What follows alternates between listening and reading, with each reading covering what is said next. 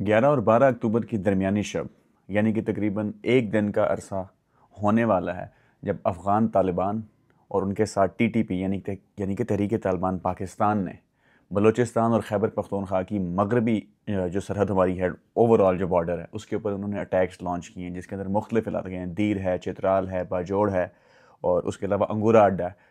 यहाँ पर इन्होंने अटैक्स किए हैं और ISPR के मुताबिक जो मुसद्दिका इतलात आई हैं अब तक, उसके मुताबिक पाकिस्तान के 23 जो फ़ौजी एहलकारान हैं वो जाम शहादत नोश कर चुके हैं और 29 तकरीबन ज़ख्मी हैं। और साथ ही साथ उन्होंने ये भी कहा है कि 200 से ज़ायद जो तालिबान के फ़ाइटर्स थे उनको भी उन्होंने नीस्तो नाबूद कर दिया है। जो तालिबान के ज़राए हैं वो इस हवाले से तादाद मुख्तलिफ बताते हैं, लेकिन हम पाकिस्तानी जो ISPR है उसकी जो तादाद बताई गई है उसी के ऊपर ही हम इक्तफ़ा करते हैं। जी, सबसे पहले तो ये अटैक हुआ क्यों है, ये अफ़गानिस्तान ने अचानक से अटैक क्यों किया है। इसकी रीज़न ये है जो उन्होंने बताई है, जो उनकी वज़ारत दफ़ा ने बताई है, वो ये बताई है कि जो 3 से 4 दिन कबल काबुल के अंदर जो स्ट्राइक की गई थी पाकिस्तान की जानिब से, जिसके अंदर पाकिस्तान ने TTP के जो चीफ़ हैं नूर वली महसूद, उनको टारगेट किया था। TTP वो है जो पाकिस्तान के अंदर गुज़श्ता कई सालों से मुकम्मल क्यास क्रिएट कर रही है। यहाँ पर जो भी हमले हो रहे हैं सदरन KPK के अंदर, उसके अंदर TTP मुलविस है। तो उसको जब स्ट्राइक किया, काबुल के अंदर रात को स्ट्राइक की पाकिस्तान ने, उसके जवाब में ही हमला किया गया था। अब पाकिस्तान के जो DG ISPR हैं, इससे जो रिसेंटली उन्होंने एक प्रेस कॉन्फ्रेंस की थी, इसमें उन्होंने वाज़ेह जवाब इस चीज़ का नहीं दिया था कि क्या वो स्ट्राइक पाकिस्तान ने की थी या नहीं, लेकिन उन्होंने दबे दबे लफ्ज़ों में ये ज़रूर कहा था कि जो भी दहशत गर्दों को ठिकाने फराहम कर रहा है उसके ख़िलाफ़ पाकिस्तानी फ़ौज बिला इम्तियाज़ कार्रवाई करेगी। यानी कि उनका इशारा वाज़ेह तौर के ऊपर अफ़गान तालिबान हुकूमत की जानिब था। अब 21 मुकामात हैं जिसको पाकिस्तानी फ़ौज ने कहा है कि हमने कैप्चर कर लिया अफ़गानिस्तान के अंदर, वहाँ पाकिस्तान का झंडा लहराया है। ये पाकिस्तान का क्लेम है, पाकिस्तान का ये कहना है। अब इसी के मुकाबले में जो ज़बीउल्लाह मुजाहिद हैं अफ़गानिस्तान के, उनका कहना है कि पाकिस्तान के अंदर कुछ ऐसे एलिमेंट्स मौजूद हैं जो अफ़गानिस्तान को डिस्टेबलाइज़ करना चाहते हैं। इस वजह से हमारे जो ये जंग बंदी के मामलात नहीं हो पा रहे और मुसलसल जंग की तरफ मामलात जाते जा रहे हैं। इसको फुल स्केल वॉर तो हम कह नहीं सकते, ये बिट्स एंड पीसीज में, कभी एक अटैक यहाँ से होता है, कभी एक अटैक वहाँ से होता है। तो ये full scale all out war तो बिल्कुल नहीं है। ये तो बिल्कुल चीज़ क्लियर हो जानी चाहिए। जैसे इंडिया के साथ हुई थी मई के अंदर, वो एक फुल स्केल वॉर थी जिसके अंदर मिसाइल स्ट्राइक्स हुई दोनों जानिब से, वो वहाँ से फिर ड्रोन्स हैं उनके अटैक किए गए, रोके गए, शॉट डाउन किया गया उनके प्लेन्स को। ये इस तरह की कोई वॉर नहीं है, तो ये कन्वेंशनल नहीं है, हट के है, बिट्स एंड पीसीज में। अब थोड़ी सी इसकी तारीख की अगर हम बात करें, जो एक रीसेंट तारीख है और एक जो पुरानी तारीख है, उसके ऊपर अगर हम आएँ, रीसेंट तारीख जो 2021 के अंदर विड्रॉल हुआ है अमेरिका का, अमेरिका वहाँ 2001 9/11 के बाद से लेकर 2021 तक वहाँ पर अमेरिकन फोर्सेस वहाँ पे ग्राउंड के ऊपर मौजूद थी अफगानिस्तान के अंदर। तो उस विड्रॉल के बाद जो पुल आउट हुआ अमेरिकन फोर्सेस का, उसके बाद से एक्सपेक्ट ये किया जा रहा था कि एक तालिबान, अफ़गान तालिबान जो पाकिस्तान की इस्टेब्लिशमेंट के साथ हमेशा फ्रेंडली रहे हैं, तो वो फ्यूचर में भी फ्रेंडली होंगे और एक फ्रेंडली हुकूमत वहाँ पर आएगी। लेकिन उसके बरक्स हुआ है।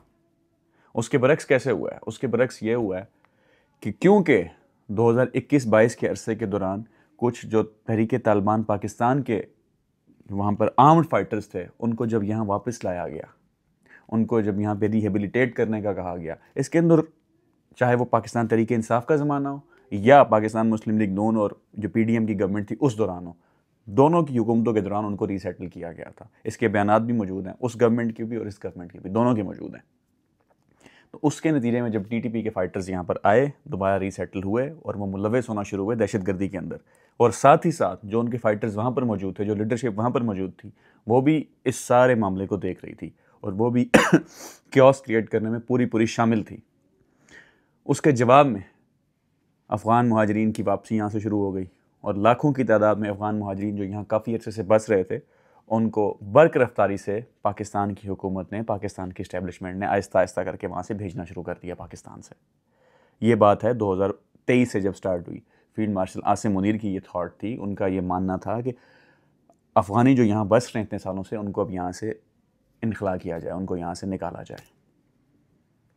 तो ये तो है जी रीसेंट हिस्ट्री, लेकिन इसके अलावा भी एक पुरानी हिस्ट्री भी है इसकी।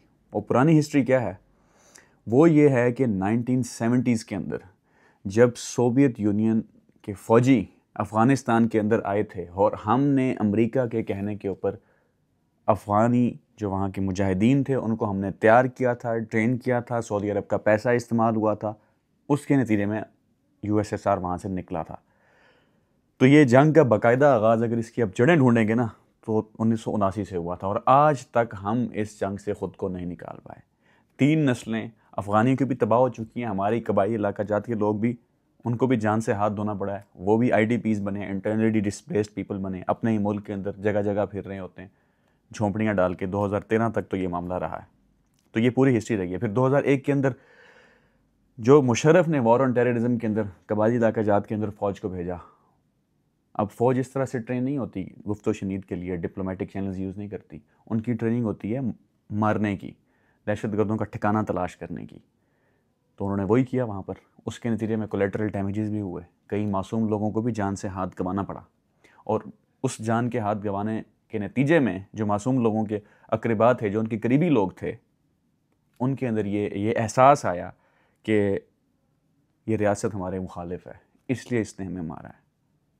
तो उसी के दौरान ही, उसी के उस टाइम पीरियड के अंदर ही वहाँ के आम लोगों ने TTP ज्वाइन की और इस तरह के कई ग्रुप्स और थे, मजलिस अहरार और फलाना, इस तरह के कई ग्रुप्स उन्होंने ज्वाइन किए। और उनको पनाह कौन देता था? अफ़गानिस्तान। चाहे जो भी हुकूमत थी, इससे पहले अशरफ गनी की हुकूमत थी, वो उनको पनाह देती थी, क्योंकि अफ़गानिस्तान के अंदर एंटी पाकिस्तान सेंटिमेंट बहुत ज़्यादा है। तो ये थी, हमने ब्रीफ हिस्ट्री डिस्कस की है। मेरा इंशाल्लाह इरादा है कि मैं पूरी इसके ऊपर सीरीज़ करूँगा, डॉक्यूमेंट्री सीरीज़ करूँगा अफ़गानिस्तान के ऊपर, पाकिस्तान के रिलेशंस के ऊपर सारी। तो उसके अंदर हम तफसील से भी इसका जायज़ा लेंगे।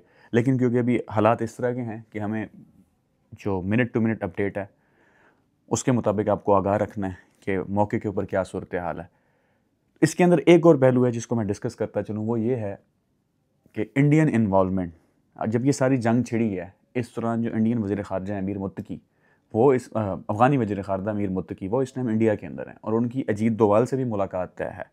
अजीत डोवाल जो वहाँ की नेशनल सिक्योरिटी एडवाइज़र हैं और शदीद किस्म के एंटी पाकिस्तान हैं, उनके साथ भी मुलाकात तय है। और उनके पुराने बयानात भी हैं अजीत डोवाल के, जहाँ वो ये कह रहे थे कि तालिबान को अगर हम पैसे दें तो ये हमारे तमाम मकासद पूरे कर सकते हैं। आज से 10-12 साल पुराने बयानात हैं।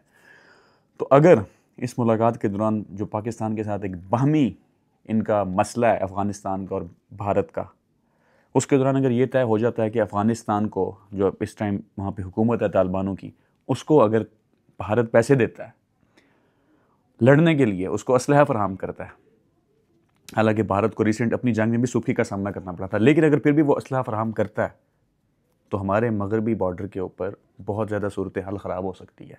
कबाली इलाके के अंदर जो लोग हैं, सदरन KP के अंदर, बलूचिस्तान के अंदर जो लोग हैं, उनको एक दफ़ा फिर बहुत ज़्यादा नुकसान उठाना पड़ेगा, माली भी जानी भी, क्योंकि कोलेटरल डैमेजेस ऑलरेडी होते हैं। अब हमारे यहाँ वजारत दिफा के अंदर ख्वाजा आसिफ जैसे बंदे बैठे हैं जो एक तरफ तो ये कहते हैं कि हमने वेस्ट के लिए ये डर्टी वर्क किया है, मुजाहिदीन तैयार किए हैं, सारा कुछ किया है, बाहर के मीडिया को ये बयान देते हैं, और दूसरी तरफ ये वो कहते हैं कि अफ़गानिस्तान हमारा दुश्मन मुल्क है। जब आप इतने ज़्यादा बेलिजरेंट और अग्रेसिव स्टेटमेंट्स देंगे जो इंसाइट करेंगे हेट्रेड को, रिजेंटमेंट को, तो फिर आप ये तवक्को ना रखें कि रिएक्शन नहीं आएगा। रिएक्शन दोनों साइड से आएगा। फिर अगर यहाँ से आएगा तो वहाँ से भी आएगा। आप दुश्नाम तराजी करें, किसी को उसकी नस्ल के ताने दें, जिस तरह की मीम्स चल रही हैं पाकिस्तान के अंदर भी और वहाँ से भी जिस तरह की मीम्स चल रही हैं अफ़गानिस्तान से, तो ये जो सेंटिमेंट्स हैं ये बहुत ज़्यादा स्नोबॉल कर जाएंगे, इसका असर बहुत ज़्यादा आएगा फ्यूचर के अंदर। तो हमें चाहिए क्या? हमें चाहिए ये मुख्तसरन कि नेशनल एक्शन प्लान जो हमने बनाया था 2014 के अंदर, उसके ऊपर अमल दरामद करना चाहिए।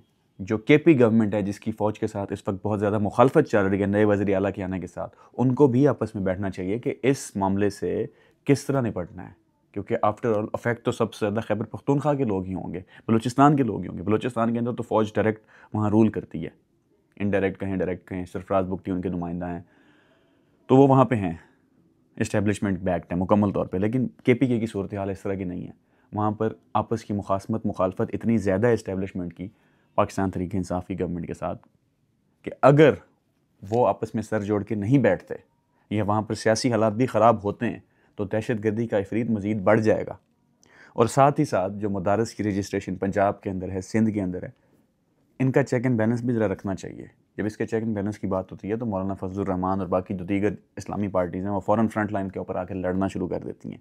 लेकिन जिस तरह की दहशतगर्दी की सूरत हाल है, अब अरबाब इख्तियार को मेरे नज़दीक तो ये चाहिए कि वो सर जोड़ के बैठें, आपस में पहले सर जोड़ के बैठें कि इस इफरीत का सामना, इसको निपटना कैसे है इसके साथ। तो नेशनल एक्शन प्लान मेरे नज़दीक सबसे ज़्यादा ज़रूरी है, इसकी इम्प्लीमेंटेशन। बाकी आपकी क्या राय है, आप इसे हमें ज़रूर आगाह कीजिएगा और इंतज़ार कीजिएगा हमारी जो फ्यूचर के अंदर अफ़गानिस्तान से रिलेटेड पाकिस्तान की जो बाकी पॉलिसीज़ हैं उसके रिलेटेड जो डॉक्यूमेंट्रीज़ आएंगी। अपने कमेंट्स से हमें आगाह कीजिए। बहुत शुक्रिया।